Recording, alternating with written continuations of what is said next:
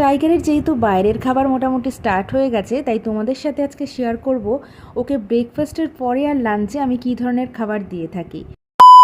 আজ টাইগারকে দেব কুমড়ো সেদ্ধ। হ্যাঁ, একদমই তাই, কারণ কুমড়োতে আছে প্রচুর পরিমাণে ভিটামিন এ, ফাইবার, অ্যান্টিঅক্সিডেন্ট, আর এটা ইমিউনিটি সিস্টেমকেও বুস্ট করে।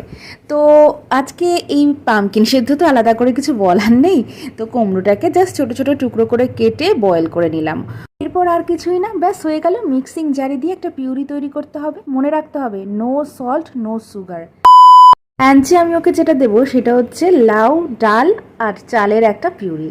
তো ফার্স্টে লাউগুলোকে ভালো করে কেটে নিয়েছি, আর লাউ কিন্তু প্রচুর পরিমাণে ভিটামিন এ, সি আর ফাইবার থাকে, এছাড়াও অনেক গুণাগুণ রয়েছে। তো দেখো, ভালো করে সব কিছু ধুয়ে নিয়ে মুসুরির ডাল, চাল যেটা বললাম, লাউগুলো টুকরো করে নিয়ে 3-4টে সিটি তো দিতেই হবে। তারপরে এটাকে ঠান্ডা করে নেব। সিটি দেওয়া হয়ে গেছে, দেখো সেদ্ধ হয়ে গেছে কিন্তু। এবার ঠান্ডা করে নিয়ে এটার একটা পিউরি বানিয়ে নিলাম। ব্যাস রেডি হয়ে গেল। তো তোমরাও কিন্তু বাড়িতে এটা অবশ্যই ট্রাই করতে পারো, খুবই হেলদি একটা খাবার।